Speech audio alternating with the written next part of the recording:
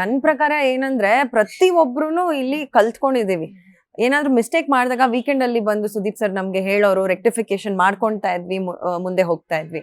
So ಪ್ರತಿಯೊಬ್ರಲ್ಲೂ ಒಂದೊಂದ್ ವಾರ ಏನಾದ್ರೂ ಒಂದು ಆಗ್ತಾನೆ ಇರುತ್ತೆ.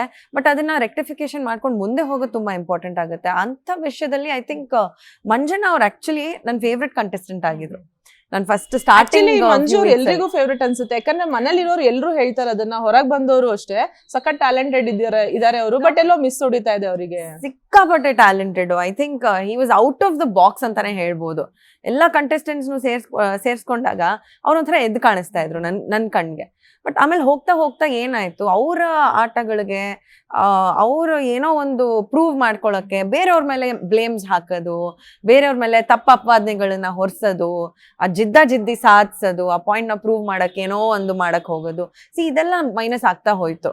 ಬಟ್ ಅದನ್ನ ಸರಿ ಮಾಡ್ಕೊಳಕ್ ಬರ್ತಾರಲ್ಲ, ಅವಾಗ ಆ ವ್ಯಕ್ತಿ ಸರಿ ಮಾಡ್ಕೊಳಕ್ ಇಷ್ಟ ಇರುತ್ತೋ ಇಲ್ವೋ ಅದು ಗೊತ್ತಿಲ್ಲ ಅಲ್ಲ.